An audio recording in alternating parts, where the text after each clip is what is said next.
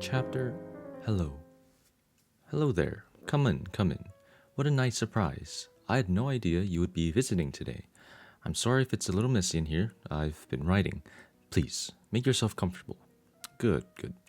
Now, let's see. Where should we begin? Oh, I should introduce myself. My name is Jesse Schell, and I've always loved designing games. Here's a picture of me. I was shorter then. Since that picture was taken, I've done a lot of different things. I've worked in circuses as a professional juggler. I've been a writer, comedian, and magician's apprentice. I've worked at IBM and Bell Communications Research as a software engineer. I've designed and developed interactive theme park rides and massively multiplayer games for the Walt Disney Company. I started my own game studio and become a professor at Carnegie Mellon University. But when people ask me what I do, I tell them that I am a game designer. I mention all this only because at various times in the book I will be drawing examples from these experiences, since every single one of them has taught me valuable lessons about the art of game design. That might sound surprising now, but hopefully as you read this book, it will help you see the ways that game design meaningfully connects to the many experiences in your own life. One thing I should clarify. While the goal of this book is primarily to teach you how to become a better video game designer, many of the principles we explore will have little to do with video games specifically. You will find they are more broadly applicable than that. The good news is that much of what you read here will work equally well no matter what kind of game you are designing, digital, analog, or otherwise. What is game design? As we begin, it is important for us to be absolutely clear about what is meant by game design. After all, it is what the whole rest of the book is about, and some people seem a bit confused about it. Game design is the act of deciding what a game should be. That's it. On the surface, it sounds too simple. You mean you design a game by just making one decision? No. To decide what a game is, you must make hundreds, usually thousands, of decisions. Don't I need special equipment to design a game? No. Since game design is simply decision making, you can actually design a game in your head. Usually, though, you will want to write down these decisions because our memories are weak, and it is easy to miss something important if you don't write things down. Further, if you want other people to help you make decisions or to help build a game, you need to communicate these decisions to them somehow, and writing them down is a good way to do that. What about programming? Don't game designers have to be computer programmers? No, they don't. First of all, many games can be played without the use of computers or technology. Board games, card games, and athletic games, for example. Secondly, even for computer games or video games, it is possible to make the decisions about what those games should be without knowing all the technical details of how those decisions are carried out. Of course, it can be a tremendous help if you do know these details, just as being a skilled writer or artist can help. This allows you to make better decisions more quickly, but it is not strictly necessary. It is like the relationship between architects and carpenters. An architect does not need to know everything the carpenter knows, but an architect must know everything the carpenter is capable of.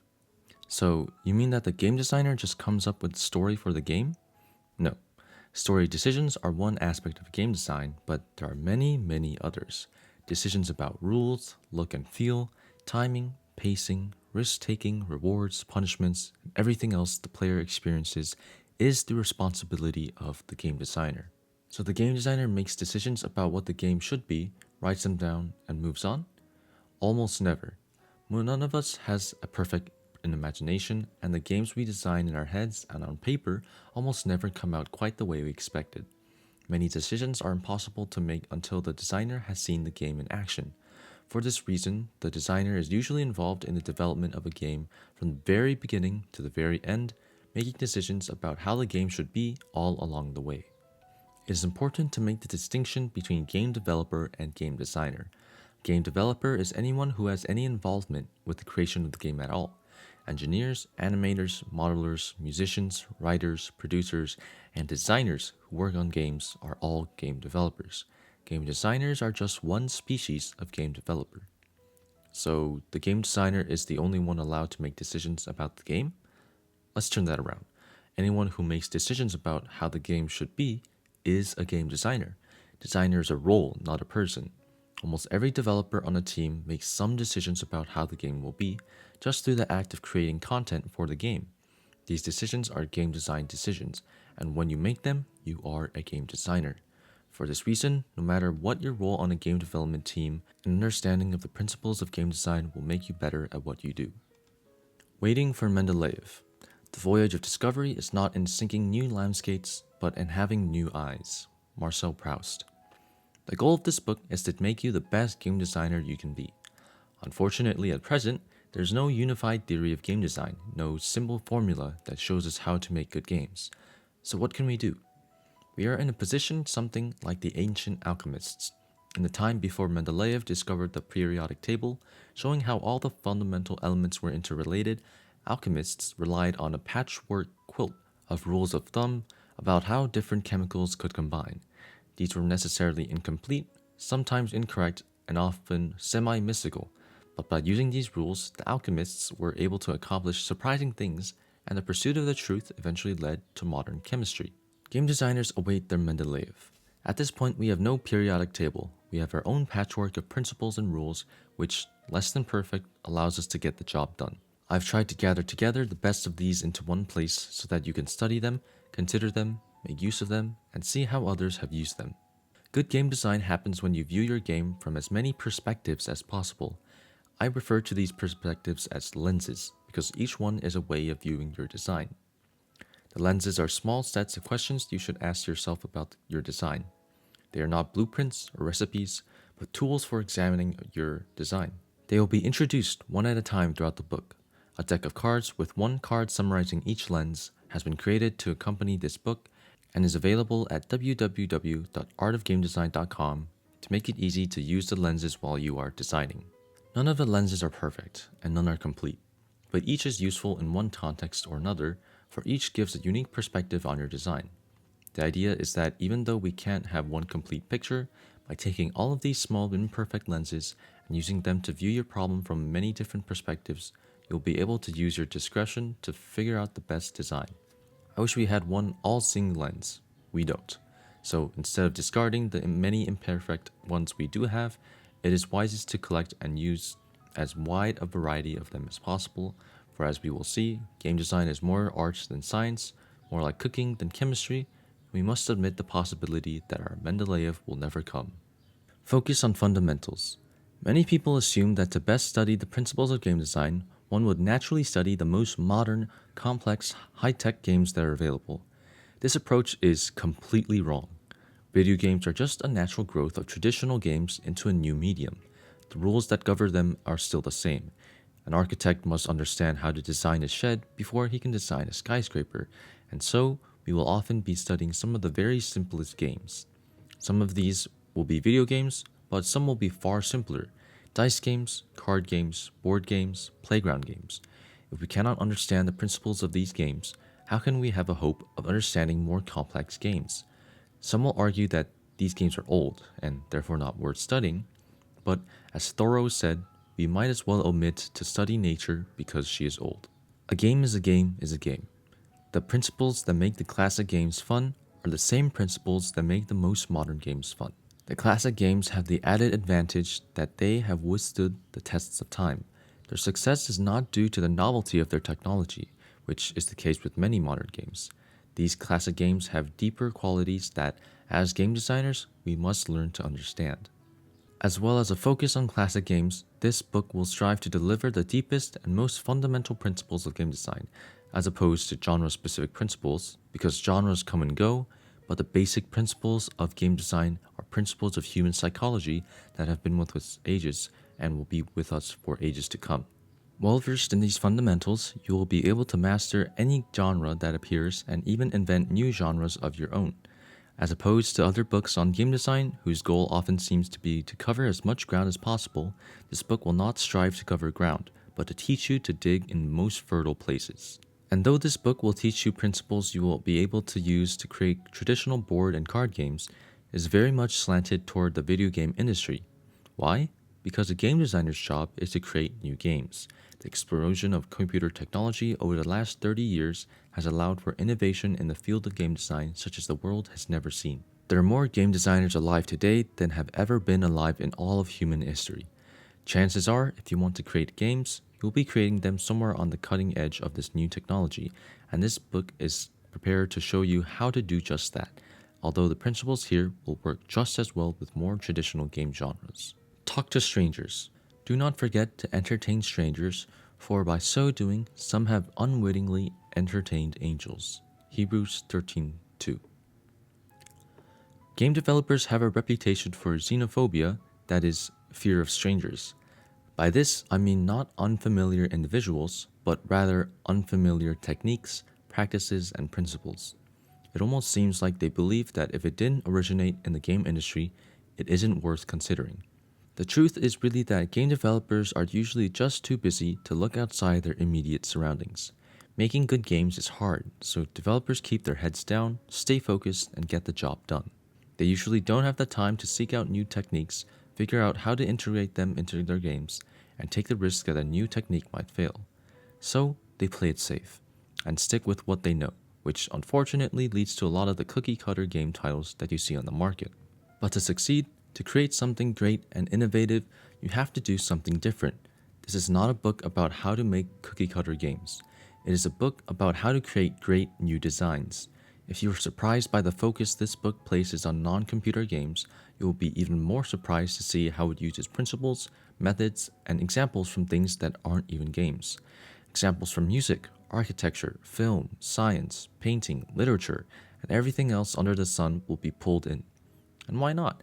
Why should we have to develop all our principles from scratch when hard work has been going on in other fields, sometimes for hundreds or thousands of years? Design principles will come from everywhere because design is everywhere, and design is the same everywhere. Not only will this book draw design inspiration from everywhere, it will persuade you to do the same. Everything you know and everything you have experienced is fair game at the game design table. It does not make much difference what a person studies. All knowledge is related, and the man who studies anything, if he keeps at it, will become learned. Hypatia. The map. Game design is not an easy subject to write about.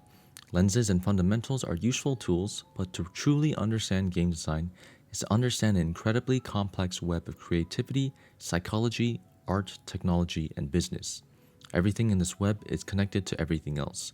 Changing one element affects all the others, and the understanding of one element influences the understanding of all the others. Most experienced designers have built up this web in their minds, slowly, for many years, learning the elements and relationships by trial and error. And this is what makes game design so hard to write about.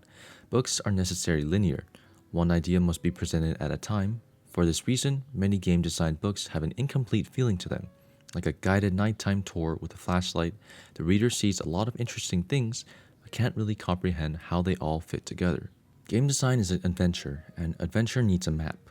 For this book, I have created a map that shows the web of game design relationships.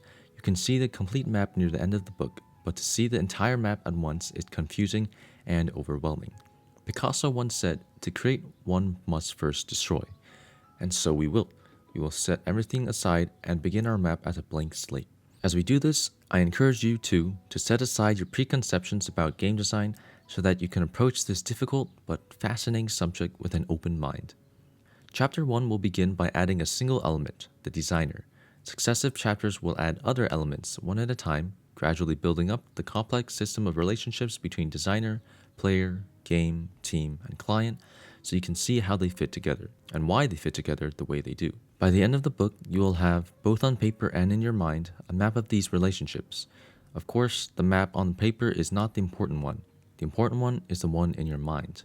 And the map is not the territory. It will necessarily be imperfect. But hopefully, after this book helps to create a map of relationships in your mind, you will test your mental map against reality, altering it and augmenting it as you find parts of it that can be improved. Every designer goes through the journey of building their own personal map of these relationships. If you are new to game design, this book should be able to give you the beginnings of your map. If you are already a seasoned game designer, I hope that this book can give you some ideas about how to improve the map you have. Learning to think.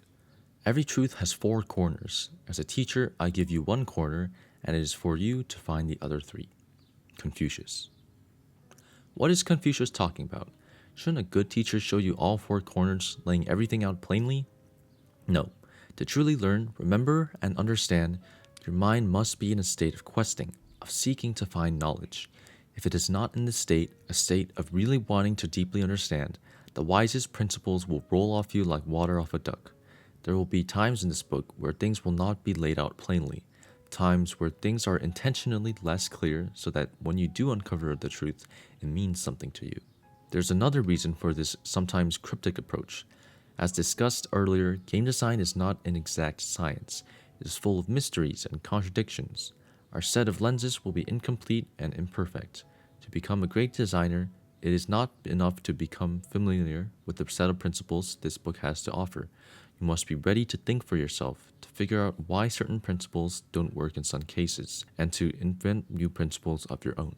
We await our middle life. Perhaps it is you. Why I hate books. I hate books for they only teach people to talk about what they don't understand. Jean-Jacques Rousseau. It's very important to have a balanced approach to study and practice. The Dalai Lama. Please do not think that reading this book or any book will make you into a game designer, much less a great game designer. Game design is not a set of principles, it is an activity. You could no sooner become a singer, pilot, or basketball player by reading a book than you could become a game designer.